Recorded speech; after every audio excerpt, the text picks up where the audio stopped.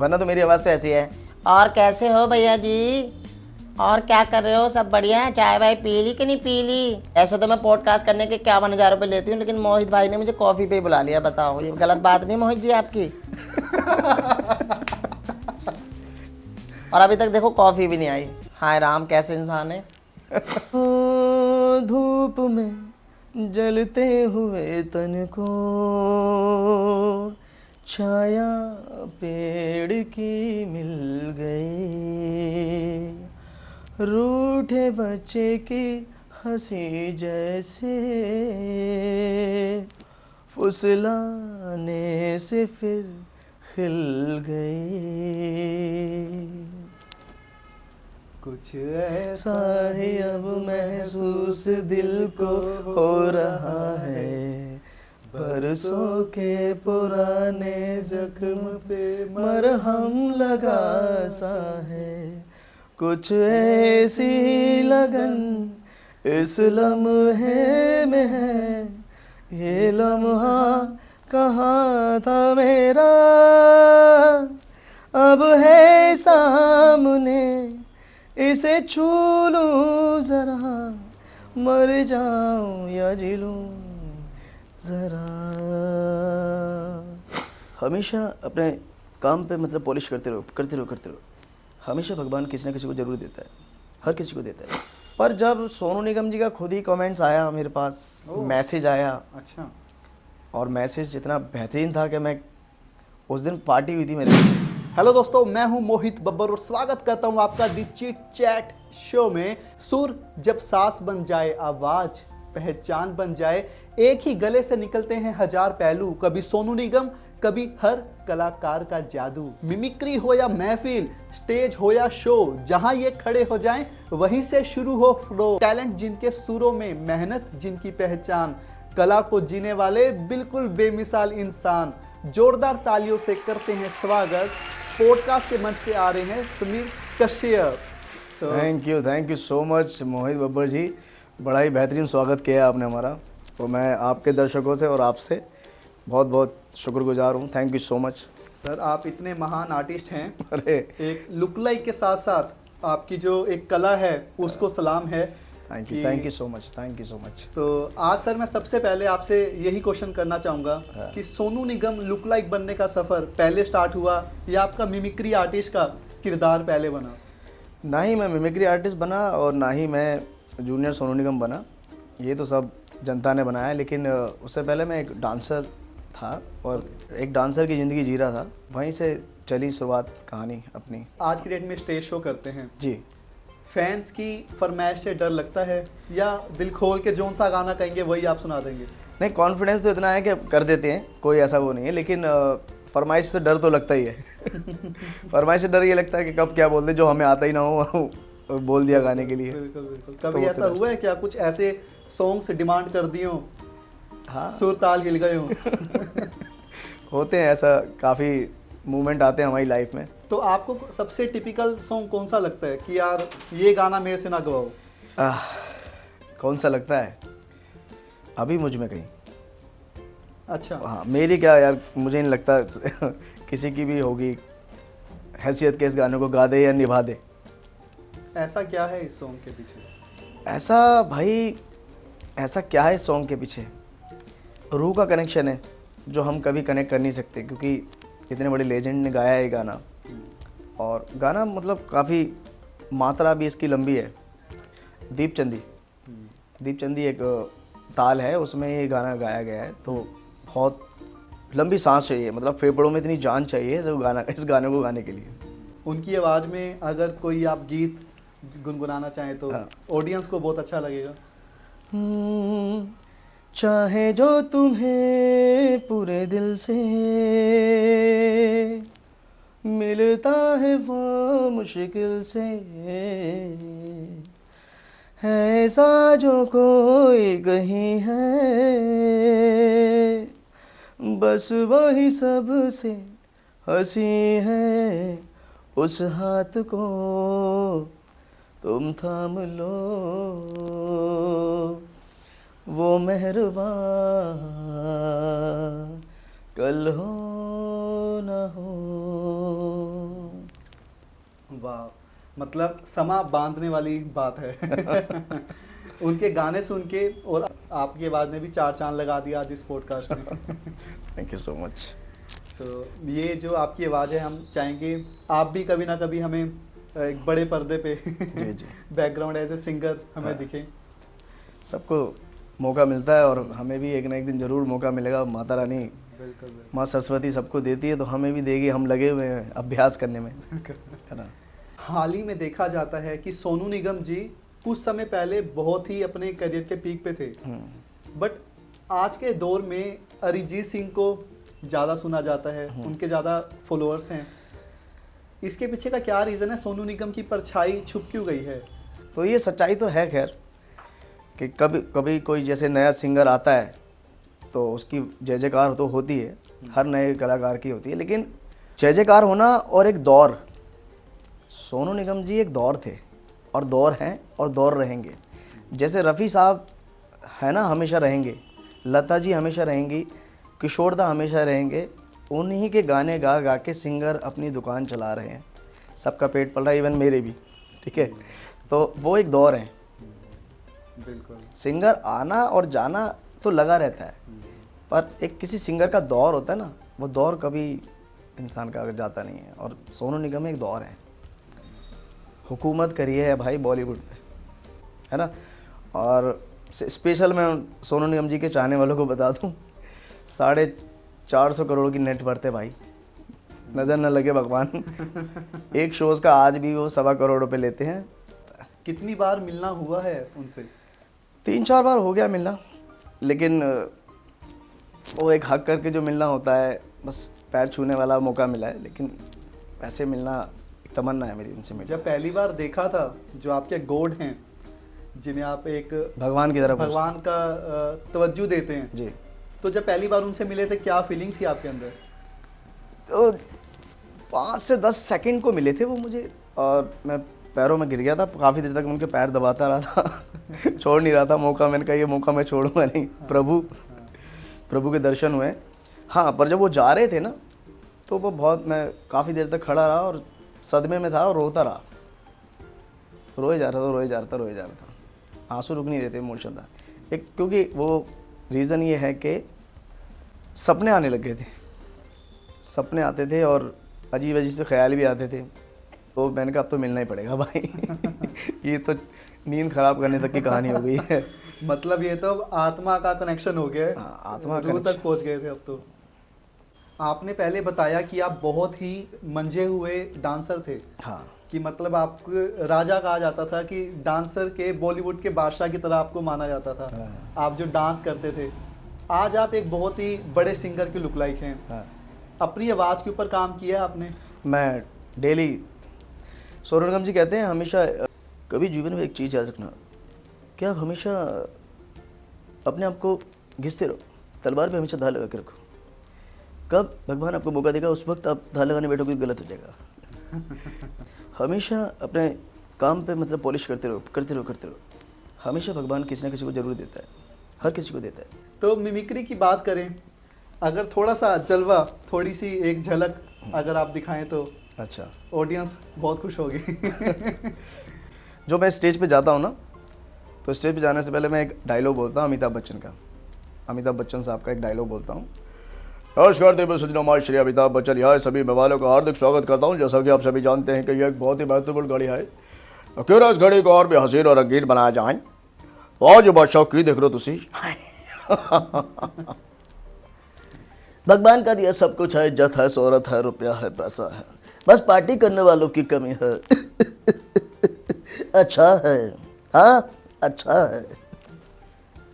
ये ऑडियंस जो आप इस टाइम इस रील को देख रहे हैं, वीडियो को देख रहे हैं, इसको इतना शेयर कीजिए कि रियल सोनू निगम तक इस वीडियो को पहुंचाया जाए जी। और मैं चाहूंगा कि सोनू निगम जी इस वीडियो को देखें। अरे अगर सर वो आपको सामने से मिले तो क्या बातें आप उनके साथ करना चाहेंगे?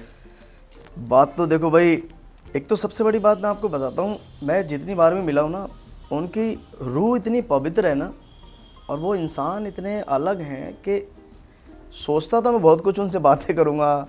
मैंने काफ़ी लोगों की वीडियोस देखे हैं, लोग उन्हें हक कर लेते हैं, पता नहीं कैसे इतनी हिम्मत आ जाती है। मुझ में वो हिम्मत आज तक नहीं आई कि मैं उनको गले लगा लूँ। अंदर से चाह तो है, पर हिम्मत कभी मैं जुटा नहीं पाया कि उनको गले लगा लूँ। बस पैर छू लेता हूँ, वही उतनी ही हिम्मत ही रहती है मेरे अंदर, उससे ज़्यादा हिम्मत मेरे अंदर आती नहीं। सर सोनू निगम जी के आज के टाइम पे सॉन्ग्स बहुत कम आ रहे हैं, क्या उनका जो अभी हम बात कर रहे थे एक दौर, वो दौर उनका ख़त्म हो गया है या वो इस पे अपना काम है वो करना उन्होंने बंद कर दिया है? भाई देखो, ये सवाल तो आपने बहुत गहरा पूछ लिया मुझसे, लेकिन मैं आपको एक चीज़ बता देता हूँ। सोनू निगम जी का एरा जीवन में कभी ख़त्म नहीं हो सकता, क्योंकि जो इंसान लेजेंड की श्रेणी में आ जाता है ना, तो उसका कभी ख़त्म नहीं होता। उसका काम हमेशा ज़िंदा रहता है, और उनका काम है उनका। आपने गाना देखा होगा बिजुरिया, अभी रिमिक्स हुआ है। पुराने गानों को ही तो डब कर रहे हैं, अब बॉलीवुड के पास बचा क्या है? पागल कर रखा लोगों को भाई। आप अरिजीत सिंह की बात कर रहे थे, अरिजीत सिंह कहाँ है? कॉन्सर्ट दिखाओ। बिल्कुल। काम और दाम हमेशा आप अच्छा रखोगे, लाइफ में काम करते रहोगे, और वो इंसान काम कर रहा है, अंधा काम कर रहा है। अभी आपने बात करी सिंगर्स के लेजेंड की, सोनू निगम के साथ साथ अतीफ असलाम को भी एक लेजेंड माना जाता था, बट जब से वो इंडिया से उनको निकाला गया है, इसके पीछे पॉलिटिक्स थी या कोई और ही रीज़न था? पॉलिटिक्स तो देखो, मैं नहीं कह सकता हूँ कि पॉलिटिक्स थी, ये तो इस पे तो मैं बात करना मुझे लगता है कि मेरे लिए ठीक नहीं है। तो आज के जो जेन ज़ी है ना, वो सोशल मीडिया से ही तुलना करते हैं हर किसी की। बिल्कुल, उनके फॉलोअर्स देख के उन्हें रिस्पेक्ट दी जाती है। हाँ, उनके फॉलोवर्स देख के दिया जाता है, उसके एक्टिवनेस को देख के दिया जाता है ना? पर ऐसा नहीं है, काम तो कर रहे हैं लोग। पद्मश्री उनको मिला है, सारे अवार्ड से सम्मानित वो हैं, है ना? अरिजीत ने इतने गाने नहीं गाए होंगे अपनी लाइफ में जितने उन्होंने कॉन्सर्ट किए हैं। कॉन्सर्ट, सिर्फ अभी कॉन्सर्ट की बात कर रहा हूँ मैं, सिर्फ कॉन्सर्ट। अगर उनके सॉन्ग्स की बात करें उनके तो गाने अगर मैं काउंट करने बैठूंगा तो अभी बहुत टाइम लगेगा अरिजीत सिंह जी को। हो सकता है आप उनके चाहने वाले थोड़ा सा आपके चैनल पे थोड़ा वो कर दें, लेकिन ऐसा नहीं है। सोनू निगम जी सोनू निगम है। जैसे रफ़ी साहब हैं, किशोर साहब हैं, उनकी जगह कोई नहीं ले सकता। बिल्कुल। सर अभी आपने बात करी उदित नारायण जी और जो पुराने लीजेंड सिंगर्स थे, 90s का जो एरा था वो आज के समय में नहीं देखा जाता। आज के समय में कोई गाना आता है 4 दिन चलता है, उसके बाद ख़त्म। बट वो एरा जो है वो आज के समय में नहीं देखा जा रहा, आने वाले कुछ टाइम में देखा जाएगा या नहीं? बिल्कुल देखने को मिलेगा। आप देखो ना, अब सारे पुराने गाने जितने भी हैं रिमिक्स करके आ रहे हैं, उनको सुसाइड भी की जा रही है उन गानों की। लेकिन पुराने गाने लोग पुराने ही सुनते हैं आज भी। जिन्हें सुनना होता है, जो लंबे रूट पे जाते हैं ना, तो वो पुराना ही लगाते हैं सारा कुछ, नया नहीं लगाते। नया है ही नहीं, लगाओ कहाँ से? सही बात। Sonu Nigam non stop, Udit Narayan non stop, Kumar Sanu non stop. आशिक जो है, आशिक वाले वो कुमार शानू जी की साइड पे चले जाएं, जो रोमांटिक है वो सोनू निगम जी की साइड पे चले जाएं। बिल्कुल, क्योंकि पहले के समय में जो गाने होते थे उनमें दर्द होता था। सब कुछ डाला, वो मेहनत से बनते थे ना गाने। आज भी मेहनत से बनते हैं गाने, लेकिन पहले टाइम ज़्यादा लगता था किसी चीज़ को बनने में। जिस चीज़ में टाइम ज़्यादा लगेगा वो चीज़ अच्छी निकल के आएगी। बिल्कुल। सर आपका सबसे जो फेवरेट सॉन्ग है सोनू निगम जी के लिस्ट में अगर बात करें, कौन सा ऐसा गीत है जो आप 10, 20 नहीं 100 बारी भी उसे सुन सकते हो? लूप पे? बिल्कुल। लूप पे तो भाई पहले हमारा जो था वो कल होना हो, अब अभी मुझ में कहीं। वो लूप पे सुनो तो मज़ा आता है। हमने बार बार जिक्र कर लिया भी मुझ में कहीं का, हो सके तो 2 पंक्तियां उसकी अगर आप बोलो तो। हो धूप में जलते हुए तन को छाया पेड़ की मिल गई, रूठे बच्चे की हंसी जैसे फुसलाने से फिर खिल गई। कुछ ऐसा ऐसा ही अब महसूस दिल को हो रहा है, बरसों के पुराने जख्म पे मरहम लगा सा है। कुछ ऐसी लगन इस लम्हे में है, ये लम्हा कहाँ था मेरा, अब है सामने इसे छू लूं जरा, मर जाऊं या जी लूं जरा। अभी जो भी सामने देख रहे हैं, अगर तालियां इसके ऊपर तालियां हम किस तरीके से बजा सकते हैं, वो आप कमेंट्स और लाइक में जितना हो सके इस वीडियो को लाइक करें। और फिर से मैं जिक्र करना चाहूँगा कि ये जो आवाज़ है ना, ये 1 या 2 दिन की मेहनत नहीं है। हाँ। बरसों लगते हैं ऐसी आवाज़ लाने में, ऐसा समा बांधने में। वरना तो मेरी आवाज़ तो ऐसी है। और कैसे हो भैया जी? और क्या कर रहे हो? सब बढ़िया है? चाय वाय पी ली कि नहीं पी ली? ये किरदार नए मेरे को ऐसा लग रहा है, जितना समय हम साथ में बैठेंगे पॉडकास्ट और रोमांचक होता जाएगा। और ये वैसे तो मैं पॉडकास्ट करने के 51,000 रुपये लेती हूँ, लेकिन मोहित भाई ने मुझे कॉफ़ी पे बुला लिया। बताओ, ये गलत बात नहीं मोहित जी आपकी? और अभी तक देखो कॉफ़ी भी नहीं आई। हाय राम, कैसे इंसान है। I'm just joking यार, मजाक कर रहा हूँ। नहीं, ये जो दिल से सर की बात निकली है, ऐसा सोचा नहीं था कि आपके अंदर ये भी किरदार है। वो एक गाना था, बड़ा चैलेंजिंग सॉन्ग था उनके हाँ लिए। जी, हाँ जी, हाँ जी। हाँ, प्यार हुआ, इकरार हुआ, जीना यहाँ मरना यहाँ। तो अलग अलग कैरेक्टर थे ना उसमें। दिल तो है, हाँ। माना दिल तो है हमारा, ये आना नहीं सही, अले बोल रहा था बोल संगम होगा कि नहीं। तो इसमें काफ़ी सारे कैरेक्टर्स थे ना। राजेश खन्ना साहब थे तो उसी अंदाज में, फिर देवानंद साहब, बाबू मोशाय, ये सब अलग अलग कैरेक्टर्स थे। राजेश खन्ना साहब, है ना, आई हेट ईयर, तो ये अलग अलग थे। किशोर दा का भी अंदाज उसमें था, रफ़ी साहब का भी था। चाहे कोई मुझे जंगली कहे, कहने तो जी कहता रहे, हम प्यार के तूफानों में गिरे, हम प्यार करें। बारे में उन्होंने एक्सप्लेन किया था कि उनके लिए कितना टफ था, और उन्होंने उस चीज़ों को इमेजिनेशन करके क्रिएटिविटी दिखाते हुए सॉन्ग को बनाया। बात आपने वही करी थी कि समय की, हाँ। जितना ज़्यादा हम समय डिवोट करेंगे किसी चीज़ के अंदर, उतना ही, वो कहते हैं ना, जितना गुड़ उतना वो मीठा। तो ये वही बात आ जाती है। ये सच्चाई है। तो सर, अभी हम बात करते हैं सोशल मीडिया की। आपको सोशल मीडिया पे आने के बाद क्या फेम मिली, कितना अच्छा रिस्पॉन्स मिला, या आपके लिए ये नेगेटिव पॉइंट था यहाँ पे आना? देखो, नेगेटिव तो स्टार्टिंग में लग रहा था कि यार कुछ गलत कर दिया। जब गालियाँ पड़ रही थी तो मुझे लगा यार मैं तो यहाँ उनको ट्रिब्यूट देने आया था। मैं सच बताऊँ, आपके शो के माध्यम से बता रहा हूँ कि मेरा ऐसा कोई फेमस होना या कुछ ऐसा नहीं था। बस मेरे अंदर से आत्मा थी कि इस इंसान को कभी जीवन में मौका तो मिलेगा नहीं मुझे, क्योंकि ना मैं सिंगर हूँ, ना मेरा बैकग्राउंड सिंगर वाला या ऐसा कुछ ना। तो क्या करूँ, मुझे ट्रिब्यूट देना है बस कैसे भी करके। तो मैं अपने चैनल पे आईडी बनाई। ये हमारे नीतीश जी खड़े हैं पीछे।